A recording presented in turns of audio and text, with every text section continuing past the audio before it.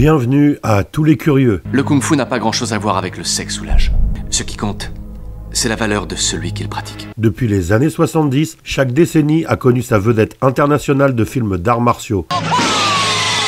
Celui qui impressionne le plus remporte tous les suffrages et est considéré par les spécialistes et le grand public comme le meilleur du moment. Il y a bien évidemment eu Bruce Lee dans les 70s, puis Jackie Chan dans les années 80 et Jet Li dans les années 90. L'acteur dont je vais vous parler aujourd'hui a régné quant à lui sans partage sur la fin des années 2000 et surtout toute la décennie 2010, ce qui est une prouesse, d'autant que le monde l'a découvert assez tard, lui qui avait commencé sa carrière 20 ans avant de percer et qui a exactement le même âge que Jet Li. C'est pour ça qu'aujourd'hui je vous fais découvrir Donnie Yen.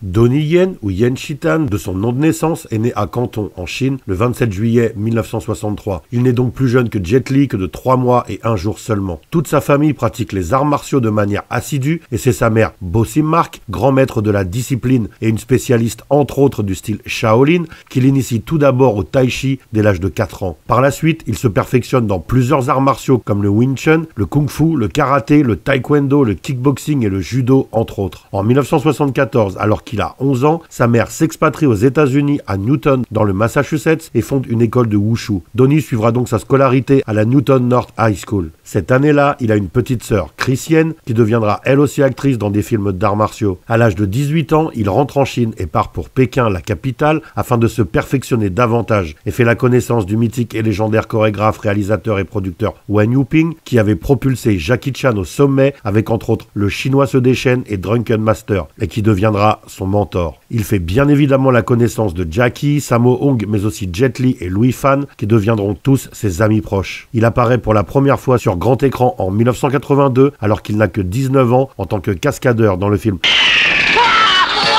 The Miracle Fighters, mais n'est même pas crédité au générique. Cela lui arrivera de nombreuses fois, car surtout au début de sa carrière, il sera coordinateur des scènes d'action sur de nombreux films, mais aussi cascadeur, sans se voir, hélas, crédité au générique. À l'âge de 21 ans en 1984, c'est bien évidemment son mentor Wen Yuping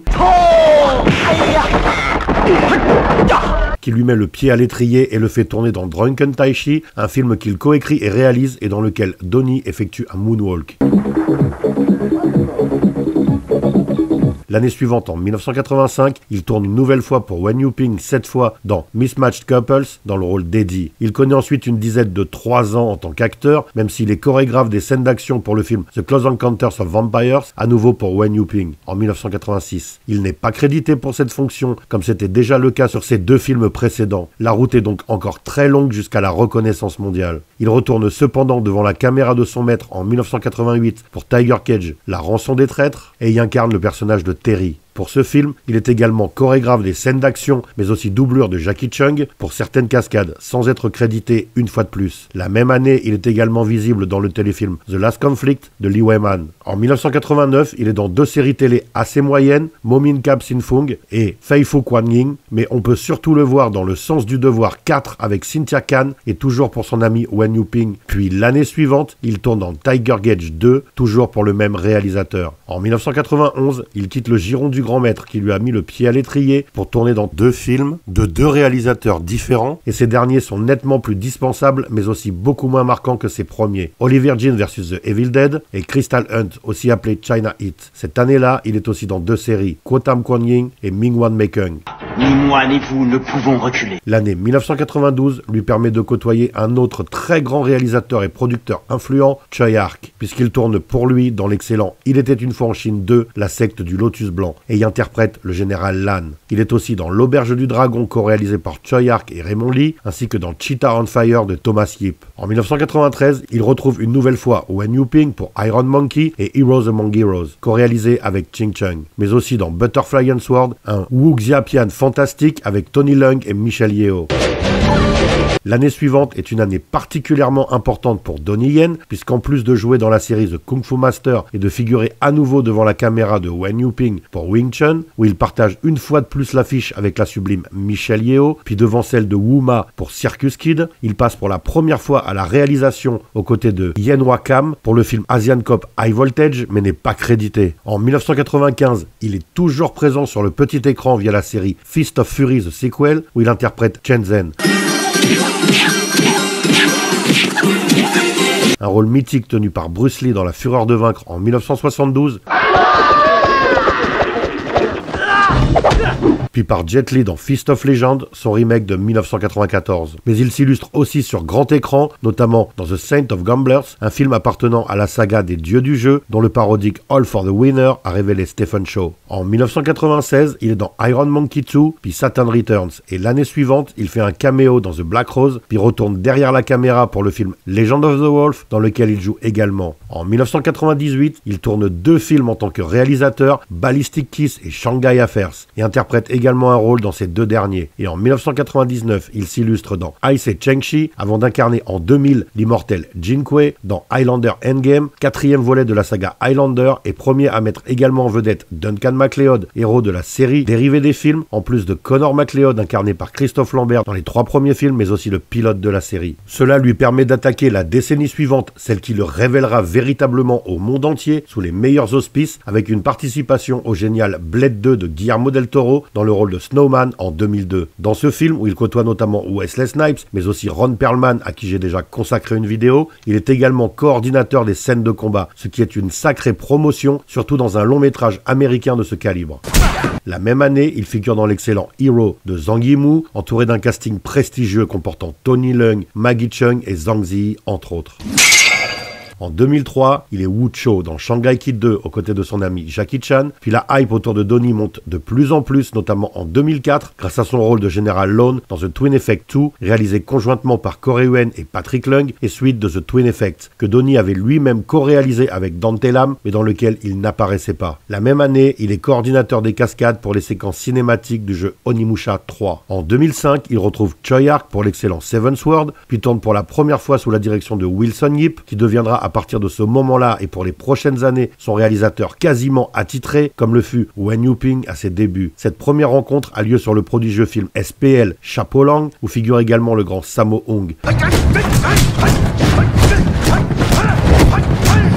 Et se poursuivra sur Dragon Tiger Gates l'année suivante et sur Flashpoint en 2007. Au milieu de tout ça, en 2006, il trouve tout de même le temps de régler les séquences d'action et les combats additionnels du film Alex Rider The Stormbreaker, ce qui démontre qu'Hollywood commence à s'intéresser à lui et à ses qualités, même si le film n'est pas très prestigieux et demeure pour le moins dispensable. En 2008, on peut l'admirer dans Painted Skin de Gordon Chan, Le Royaume des guerriers de Shin Shu-tung, mais surtout dans un film qui va lui offrir une notoriété internationale instantanée.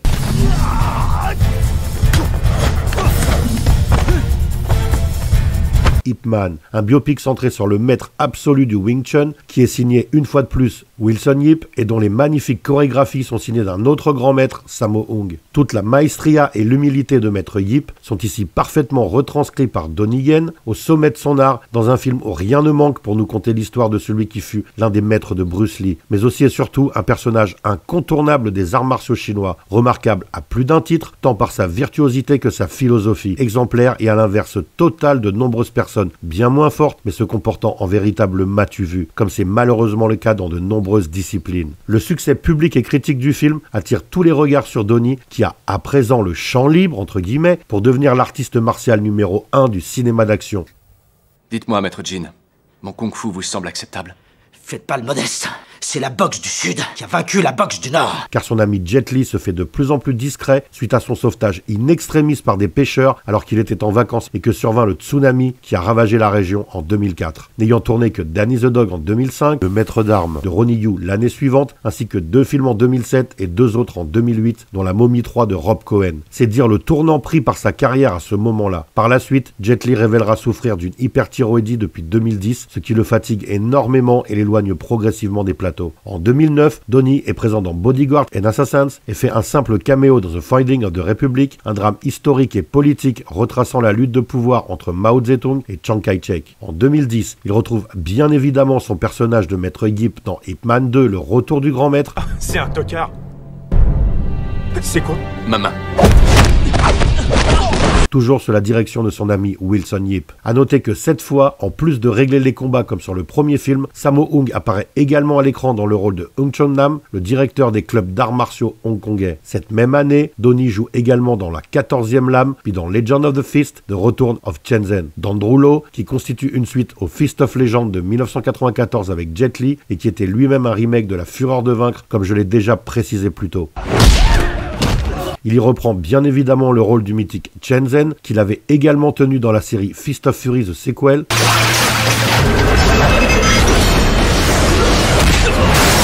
De plus, dans ce film, il y joue un vengeur masqué directement inspiré du Kato du Frelon Vert. En 2011, il apparaît dans 2 films et il signe également les séquences d'action, The Lost Bladesman et Swordsman, puis apparaît dans la comédie All's Well Ends Well 2011, ainsi que dans sa suite l'année suivante, sachant que le précédent volet était déjà le 6e volet de la franchise. En 2013, il est dans Together and Special ID, 2 films réalisés par Clarence Fauquier-Leung, puis l'année suivante, il joue dans Le Roi Singe, Iceman et Kung Fu Jungle, mais fait également un caméo dans Golden Chicken 3. En 2015, il fait un nouveau caméo, cette fois dans Un Inspector Calls, mais figure surtout dans Ip Man 3, toujours sous la direction de Wilson Yip. Puis en 2016, il retrouve son mentor Wen Yu-ping pour Tigre et Dragon 2, la suite du film d'Ang Lee.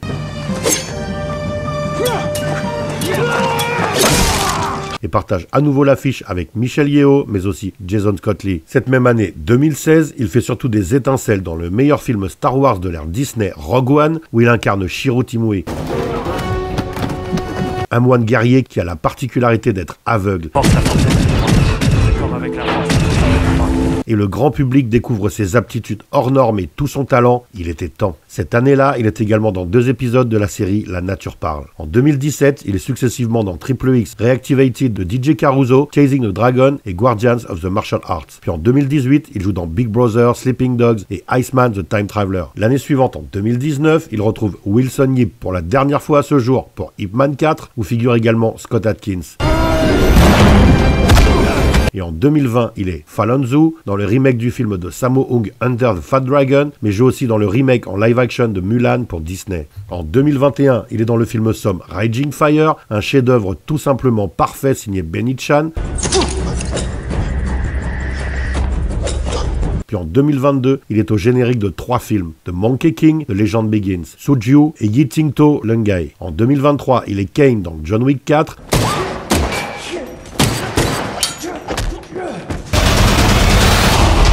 Avant de repasser à la réalisation pour Sakra, la légende des demi-dieux, dans lequel il incarne également Kiao Feng. 40 ans de carrière nous ont permis de découvrir un artiste martial tout simplement exemplaire à plus d'un titre, qui nous a tour à tour surpris, enchantés et même émerveillés par ses prouesses et ses facultés prodigieuses, faisant de lui l'un des meilleurs artistes martiaux du cinéma ever et qui, malgré une reconnaissance internationale arrivée sur le tard, ne s'est jamais départi de son sens aigu de la discipline pour mieux nous en faire profiter, même après toutes ces années d'activité, ce qui méritait à coup sûr une vidéo sur cette chaîne. De plus, il a obtenu de nombreuses récompenses en Asie, surtout au début des années 2000 pour ses chorégraphies de combat, toujours originales, novatrices et réglées au cordeau, faisant de lui un maître absolu de la discipline. Voilà, vous en savez à présent un peu plus sur Donnie Yen. Les arts martiaux chinois sont porteurs de toutes les valeurs chinoises.